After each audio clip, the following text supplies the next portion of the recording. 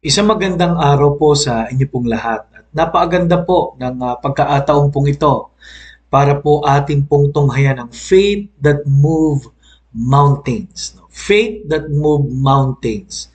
Alam niyo po sa aking mga napuntahang mga pagtitipon po nitong naalipas, laging ito po yung topic no?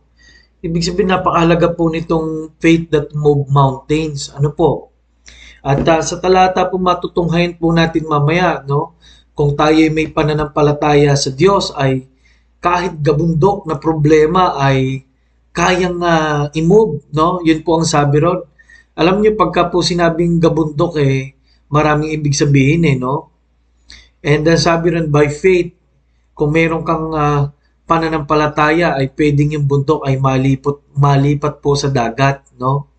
Ako po naalala ko tuloy yung sinabi doon sa field trip ng mga bata no na yung Tagaytay daw ay dahil sa yung lupa doon sa Taal ay naarating no doon sa kabilang bahagi no yung naging Tagaytay at Batangas parang moving of mountains no at kaya sa Diyos wala talagang imposible yun ang sinasabi ng Panginoon. Number two, sa Diyos po ay kaya nating umasa. Ano po? Kasi po, hindi po pag sinabing faith that move mountains, tayo yung mag-move, kundi ang Diyos ang kikilos. Paminsan po kasi ay nalilimutan po natin yan. Pangatlo ho, kaya po faith dahil po sa pagkakilala natin kung sino ang ating Panginoong Diyos. Ano po?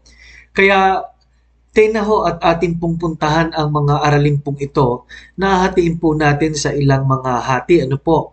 At mula po ito sa mas malaking pag-aaral. Okay?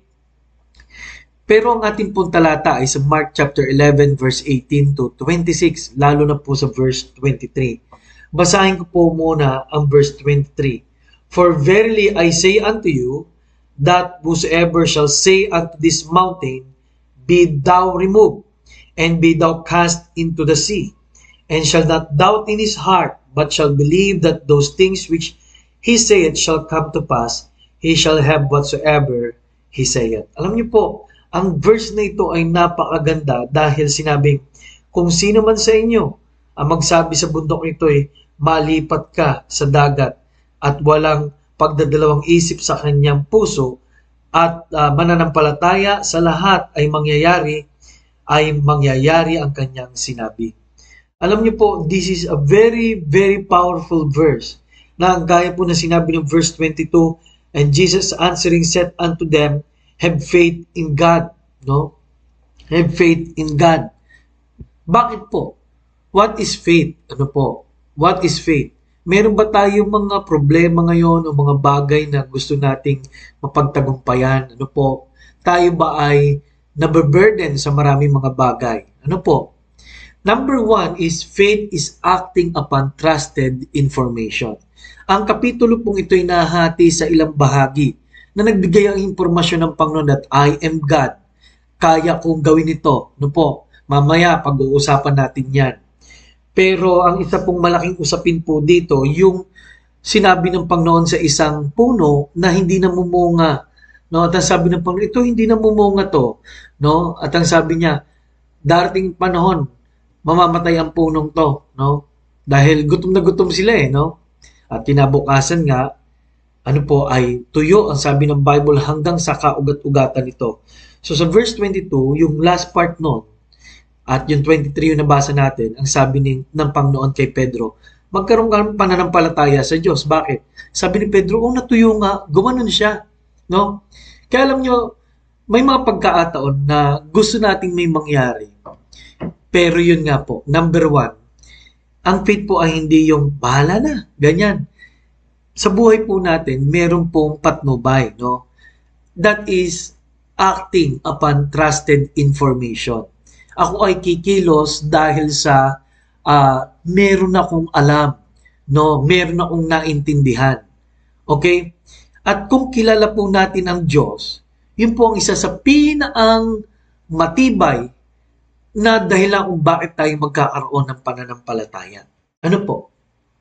Kapag sinabi po ng Bible kasi na kung sino ang Diyos, ito pong week na to, talagang pinag-aralan po ng mga members ay kung sino ang Diyos, no?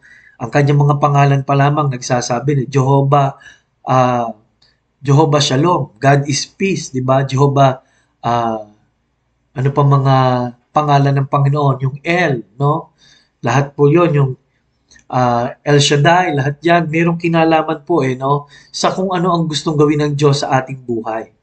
Okay? Jehovah Jireh, ano po? Jehovah Tsidkenu, yung mga yan, ano po? God is our banner. Ano po? Siya po yung ating tagumpay, ibig sabihin. Kaya mga minamahal, sa oras po na ito, kilala po ba natin ang Diyos? So paano kung makikilala ang Diyos sa pamagitan ng kanyang mga salita o sa Biblia? Kaya po tayo nag-aaral, ano po? At pangatlo, no, ay makikilala natin siya sa pang-araw-araw na buhay natin, mas lalakas ang ating loob. Ano po? Ang daming pangako ng Diyos sa Biblia. Ang dami niya nang ginawa. Kaya ang tanong, alin sa mga ito ang naranasan mo na at napatunayan na? Ano po? Well, meron po mga taong nagpapasalamat dahil, uy, napatunayan kong healer siya. Wow, praise God po.